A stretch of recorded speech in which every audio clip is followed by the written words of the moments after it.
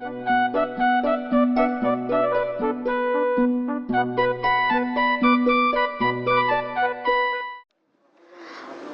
ဂိုင်းအုပ်တာသနာဗမော်မြို့မှာနိုဝင်ဘာလ23ရက်မှ18ရက်အထိကျင်းပပြုလုပ်မည့်မြန်မာနိုင်ငံလုံးဆိုင်ရာအစီအပါဥဆောင်တင်တန်းကိုပြုလုပ်ကျင်းပဖို့အတွက်ဘာရာတူများလူငယ်များနဲ့ဓမ္မဆရာဆရာမများကကြိုတင်ပြင်ဆင်မှုများပြုလုပ်နေပါတယ်။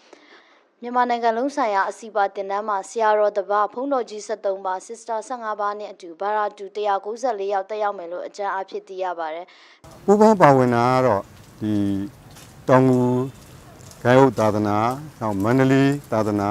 တောင်ကြီးသာသနာကလွဲရင်ကျန်တဲ့15ခုကအကုန်လုံးပါပါတယ်။ပို့ချတဲ့အထဲမှာတော့ဒီကျိုင်းတုံသာသနာဖုန်းတော်ကြီးပါတယ်လို့ရန်ကုန်သာသနာဖုန်းတော်ကြီးပါတယ်။နောက်တစ်ခါ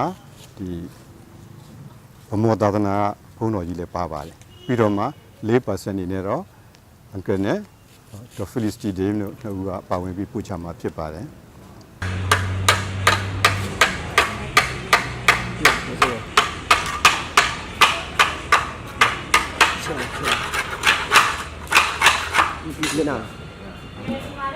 ဤတင်တန်းကိုမြန်မာနိုင်ငံလုံးဆိုင်ရာအစီအပါအဖွဲ့မှဦးဆောင်ကျင်းပခြင်းဖြစ်ပါတယ်အခက်အခဲကတော့အများကြီးမရှိဘူးဘာလို့လဲဆိုအေရှင်ဘက်ကအများကြီးကြိုတင်ပြင်ဆင်ထားတဲ့ဥစ္စာတွေနဲ့အခုမြင်တဲ့အတိုင်းပဲ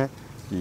လူငယ်အုပ်စုတွေရောဒီဓမ္မဆရာတွေရောအကုန်ဝန်းပြီးတော့မှလုပ်နေကြတဲ့ခါကျတော့လာကြတဲ့အဖွဲ့မှာတော့အခက်အခဲ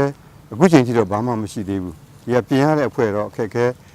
ရှိသလားမရှိဘူးလားမသိဘူးဒါပေမဲ့သူတို့ပြောပါနဲ့လုပ်နေကြတာတွေ့တော့ချက်ချင်းနဲ့လိုအပ်တာတွေကိုသူပြီးသွားတဲ့ခါကျတော့အခက်အခဲမရှိဘူးထင်ပါတယ်သာသနာအားလုံးကအင်ရှင်လုပ်တဲ့အချိန်မှာအခုဗမော်သာသနာလို့နော်